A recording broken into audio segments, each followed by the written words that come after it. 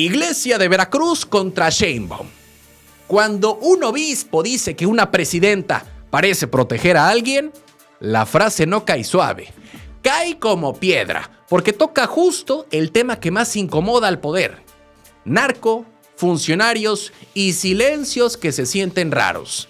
El obispo de Veracruz, Carlos Briceño Arch, habló sobre los señalamientos de Estados Unidos contra funcionarios y exfuncionarios presuntamente ligados al narcotráfico. Y ahí soltó otra lectura, que la postura de Claudia Sheinbaum da una imagen negativa, como si hubiera una tendencia a cuidar a alguien o a algún grupo. Y ojo, no lo dijo como ataque partidista de mitin, lo dijo desde una preocupación más incómoda. Cuando la seguridad se maneja con incoherencias, la gente lo nota, porque el ciudadano podrá no tener todos los expedientes, pero sí huele cuando una explicación no termina de cerrar. Da una imagen pues negativa, ¿no? En el sentido de que parece, ¿verdad? Aparenta como que está protegiendo a alguien, ¿no? A un grupo, ¿no? El obispo planteó algo muy básico. Si alguien está metido en negocios sucios, sea quien sea, debe aplicarse la ley. Fentanilo, narcopolítica, donde haya daño, tiene que haber investigación. Y suena obvio, pero en México lo obvio muchas veces se vuelve lo más difícil de cumplir.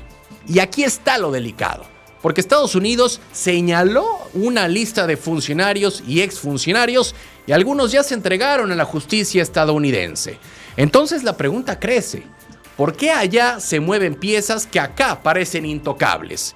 Y no es menor que una voz religiosa entre a este debate, porque cuando hasta desde la iglesia se dice que parecen proteger a alguien, el problema ya no es solo judicial, es un problema de confianza ciudadana.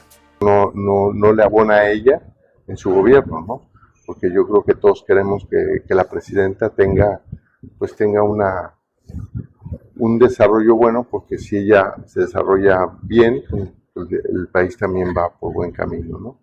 Y cuando la gente deja de confiar, pues ustedes sabrán, cualquier silencio del poder empieza a sonar a complicidad. Noticias locales. El megaplan policíaco de Nale. 10,000 policías en Veracruz, así, en seco. Suena a una apuesta enorme, pero también suena a confesión. Porque cuando un gobierno dice que necesita más de 3,000 elementos nuevos, algo te está diciendo del tamaño del hueco que encontró. La gobernadora Rocío Nale lo soltó este 1 de junio. Antes de que termine su mandato, quiere que la policía estatal llegue mínimo a 10,000 integrantes.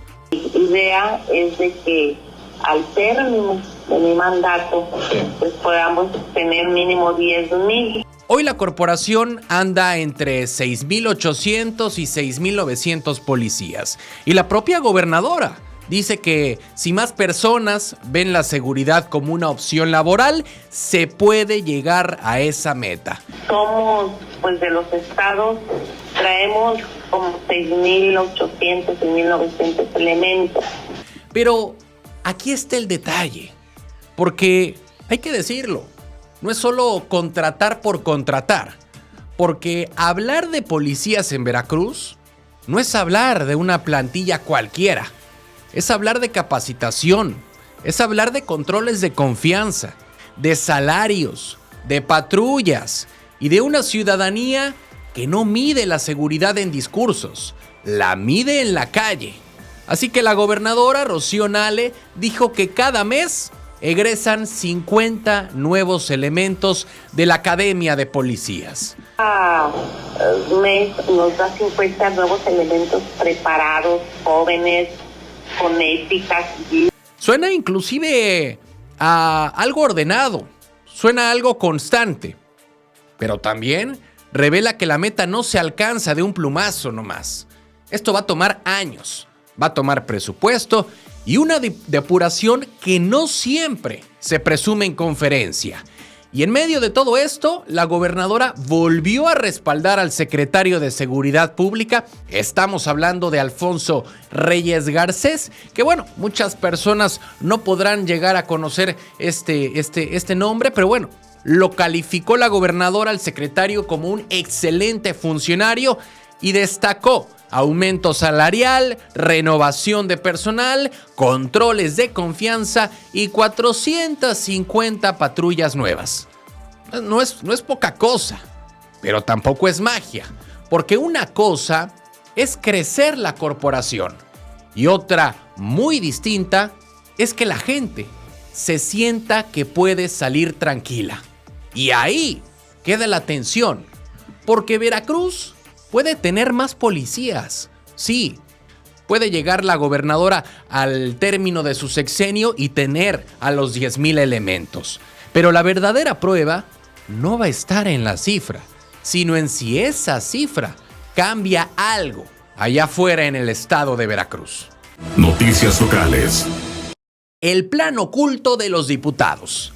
Se supone que Morena ya cerró la puerta a la reelección, pero en Veracruz parece que alguien encontró la ventanita, y no una ventanita cualquiera, una con logotipo verde y rojo. El tema empezó con el acuerdo interno de Morena. Sus diputados locales y federales no serían postulados para reelegirse. Nada de repetir cargo, nada de promover nepotismo. Muy en línea de sufragio efectivo, no reelección. Y suena firme. Suena histórico, suena muy bonito para decirlo frente a cámaras. Pero entonces aparece el diputado Alejandro Porras Marín y suelta el matiz. Porque si Morena va en alianza con el Verde o con el PT, no todos los distritos necesariamente van siglados por Morena. Y ahí empieza lo fino. Porque si un distrito le toca al Verde o al PT, esos partidos podrían postular a quien quieran. Incluso a diputados locales, incluso a familiares de quienes hoy están en funciones. Sí, así como lo están escuchando. Alejandro Porras, el diputado, dice que no sería disfrazar candidaturas, sino respetar la Constitución, porque la prohibición de reelección consecutiva y nepotismo entraría plenamente hasta el 2030. Legalmente puede haber espacio, pero políticamente la pregunta es otra. ¿Qué tan fuerte es un principio cuando se puede rodear con una coalición? Porque una cosa es decir, Morena no los postula, y otra muy distinta es que terminen apareciendo en la boleta con otro color, pero dentro del mismo bloque político. Ahí está la incomodidad. La no reelección se presume como bandera moral, pero en la práctica podría terminar convertida en negociación electoral. Y cuando la convicción depende de qué partido pone el logo, más que principio, empieza a parecer estrategia de supervivencia. Noticias locales. Regresa el chapopote a Veracruz. Primero fue el sur de Veracruz. Luego La Mancha avanzó y ahora otra vez aparece chapopote en playas donde la gente solo quería meterse al mar.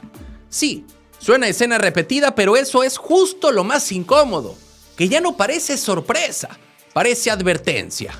Habitantes de Vega de la Torre reportaron este domingo 31 de mayo 9 manchas de hidrocarburo en la zona de playas. El grupo Guerreros del Mar subió videos donde se ve el agua marcada por petróleo y en uno se escucha la frase que lo resume todo. Iban a bañarse y se encontraron el mar lleno de chapopote. Hoy venimos que según nos íbamos a bañar en el mar y nos encontramos con la sorpresa de que está lleno el mar de chapopote. Y ojo con esto, hasta ese momento las autoridades locales no habían salido a explicar qué pasó, ni qué tan grave es, ni cuándo van a limpiar. Entonces la gente pues hace lo que ya se volvió costumbre, graba, denuncia y espera que alguien voltee. Porque aparentemente en Veracruz el mar también tiene que hacerse viral para que lo atiendan. Lo más fuerte es que esto no viene de la nada. el 16 de abril, Pemex reconoció que el derrame inició desde finales de febrero y fue causado por una fuga en un oleoducto de una de sus plataformas. También se separó a 3 funcionarios por anomalías porque la fuga no se reportó a tiempo. No se reportó a tiempo y mientras tanto el hidrocarburo se fue moviendo del sur de Veracruz a otras playas hasta el norte, incluso hacia Tamaulipas. Ahora la mancha vuelve a aparecer en Vega de la Torre y la pregunta ya no es si llegó el chapopote. La pregunta es ¿cuánto más tiene que ensuciarse el mar para que alguien deje de hablar de reporte y empiece a hablar de responsabilidad? Noticias locales. Este camarón te mete a la cárcel. Para muchos es solo una veda. Para los pescadores es casi 2 meses de mirar el agua y no poder sacar lo que les da de comer. Y ahí empieza el problema, porque cuidar la especie suena bien. Claro que sí, pero el hambre no se pone en pausa por decreto. Conapesca informó que desde el sábado 30 de mayo arrancó la veda de camarón en sistemas lagunares de Veracruz. Es decir, esas lagunas costeras donde se mezcla el agua dulce de los ríos con el agua salada del mar. Ahí no se podrá capturar camarón hasta el 14 de junio. Pero, ojo, esta restricción se junta con otras más grandes. La veda de camarón en la zona marina del Golfo de México y del Caribe. Una veda que empezó desde el 1 de mayo y seguirá hasta el 15 de agosto en el tramo que va desde Tamaulipas hasta la desembocadura del río de Coatzacoalcos. Y entonces la cosa cambia, porque no estamos hablando de una sola zona cerrada. Estamos hablando de pescadores que ven cómo se les va cerrando opciones en lagunas, en mar abierto y en una temporada donde cada día sin pesca pesa. Sí. La veda busca proteger la reproducción del camarón, no es un capricho, pero aquí viene lo incómodo. ¿Quién protege? Mientras tanto, el bolsillo de las familias que viven de eso. También hay veda de tiburón en Veracruz, Tamaulipas y Quintana Roo hasta el 30 de junio. Más restricciones, más presión, más espera y así queda el golpe. El mar necesita descanso. Pero las familias pescadoras también necesitan comer, porque una cosa es cuidar el futuro de la pesca y otra muy distinta es pedirle paciencia a quien vive al día. Noticias locales. Los cobardes de Rocío Nale. Cuando una gobernadora le dice cobardes a 3 partidos de oposición, ya no estamos hablando de un discurso tranquilo. Estamos hablando de una línea política que se empieza a calentar y bastante. Los actores de la derecha, conformados por el PRI, el PAN y Movimiento Ciudadano principalmente, buscan, cuales cobardes, la intervención extranjera en nuestra tierra. Rocío Nale lo dijo en Veracruz, Puerto, antes del mensaje por los 2 años del llamado segundo piso de la Cuarta Transformación de Claudia Sheinbaum. Desde el podium, acusó al PAN, acusó al PRI y a Movimiento Ciudadano de buscar intervención extranjera en México. Y ahí soltó la frase filosa: Roma no paga traidores. Nada más absurdo y falso, porque como reza la frase histórica, Roma no paga traidores.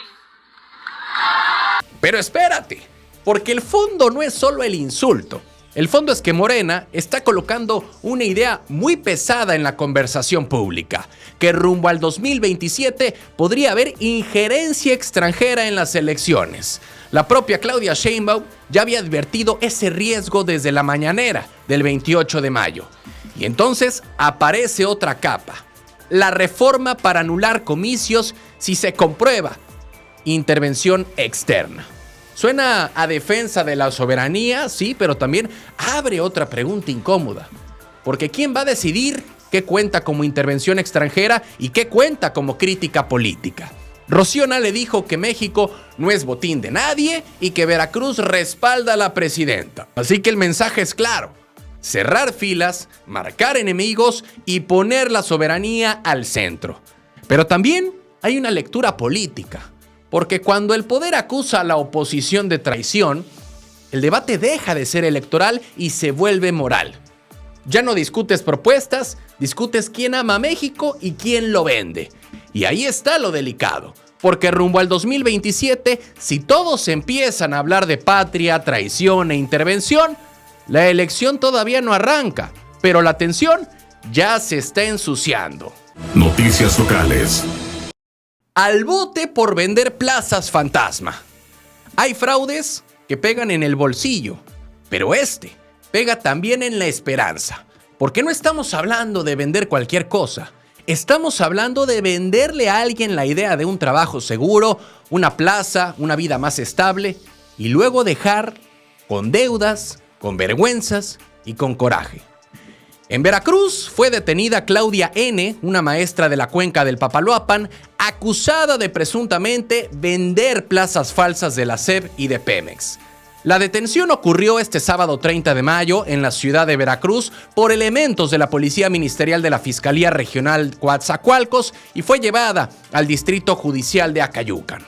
Pero aquí es donde la historia se pone más incómoda, porque según los reportes, la mujer habría pedido hasta 200,000 pesos por supuestos trámites para conseguir plazas en escuelas del estado o en petróleos mexicanos. 200,000 pesos, sí, el precio de una promesa. Y ojo con esto, porque presuntamente contactaba a las víctimas por WhatsApp, les mostraba documentos que parecían oficiales y así iba armando la confianza. Porque estos fraudes no empiezan con violencia, empiezan con un "yo te puedo ayudar" hasta que termina así. La investigación habría iniciado por el caso de una profesora de Sayula de alemán presuntamente engañada. Además, Claudia N. sería integrante del sindicato 5 de octubre, que hasta ahora no ha fijado postura.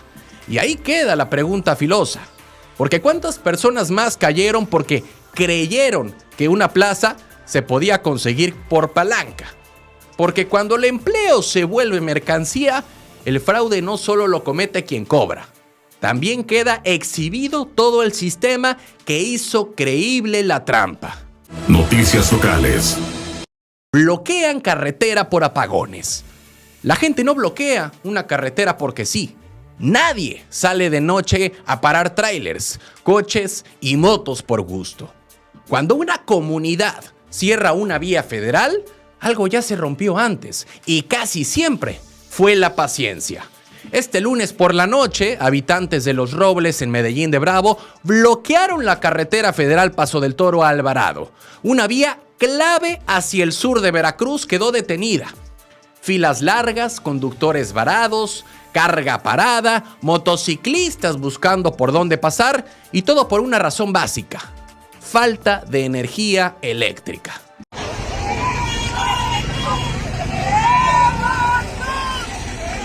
Y ahí está lo incómodo, porque hablamos de luz, no de un lujo, no de una obra futurista. Luz para refrigerar comida, para trabajar, para dormir sin calor, para que una casa funcione medianamente normal. Los pobladores dicen que la CFE no les ha dado respuesta para restablecer el servicio y entonces pasa lo de siempre.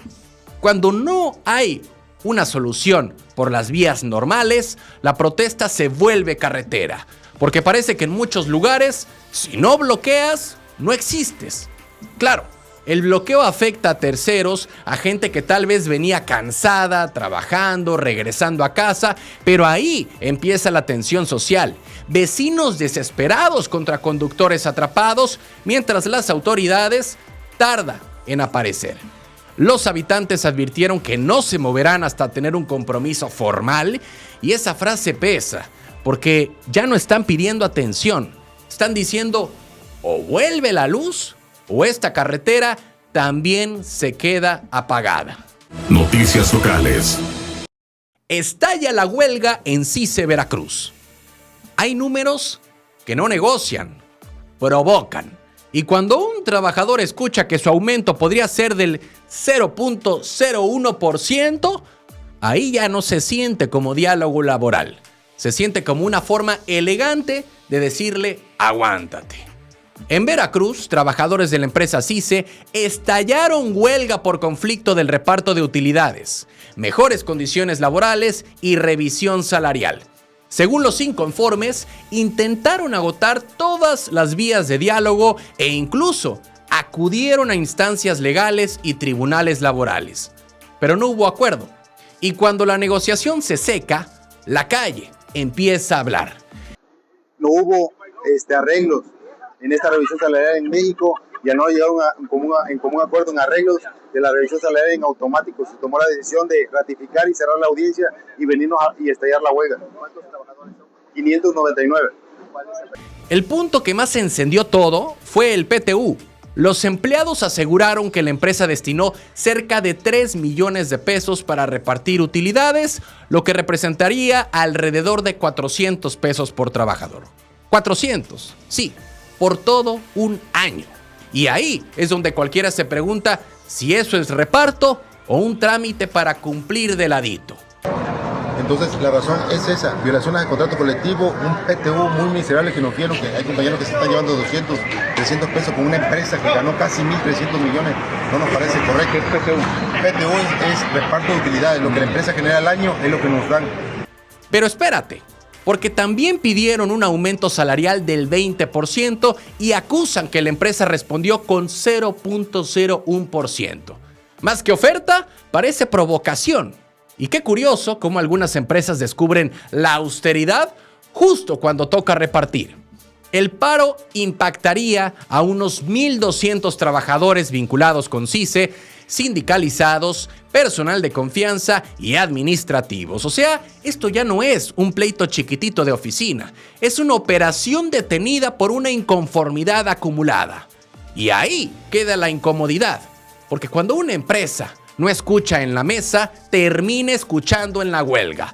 Porque el conflicto no explotó por un papel, explotó porque alguien sintió que su trabajo valía menos que el silencio. Noticias locales. Diputados veracruzanos encuerados ante la ONU. Hay eventos donde el gobierno quiere enseñar avances y de pronto llega la realidad. Toma el micrófono y rompe el protocolo. Eso pasó en Jalapa frente a funcionarios, fiscalía, poder judicial y hasta un enviado de la ONU. Madres de colectivos de búsqueda aprovecharon la presentación del micrositio de personas identificadas en resguardo temporal para decir algo que pesa. Los diputados de Veracruz no las reciben. Y ya si ustedes quisieran hacer su acto político, pues lo hubieran hecho después y las familias decidimos si nos presentamos a esto o no. Porque ¿cuántas familias somos? Sí, está lleno de gente que no conocen todo. Yo no, si me permiten. Y no fue un reclamo de pasillo, fue en público. Que no se paren el cuello los diputados, fue lo que llegaron a decir las madres buscadoras y ahí se acabó la foto cómoda. Porque el micrositio puede ser una herramienta útil, sí, pero las familias no están pidiendo solo una página, están pidiendo expedientes, reuniones, seguimientos, respuestas, están pidiendo que alguien les diga qué pasó con sus hijos, qué pasó con sus hijas, con sus desaparecidos y aquí viene lo más incómodo. Las buscadoras dijeron que muchas veces han pedido reuniones con diputados y autoridades, pero les han cerrado las puertas. Se paran en eventos sobre desaparición, hablan de sensibilidad, se toman la foto, pero cuando las madres tocan la oficina, nadie abre.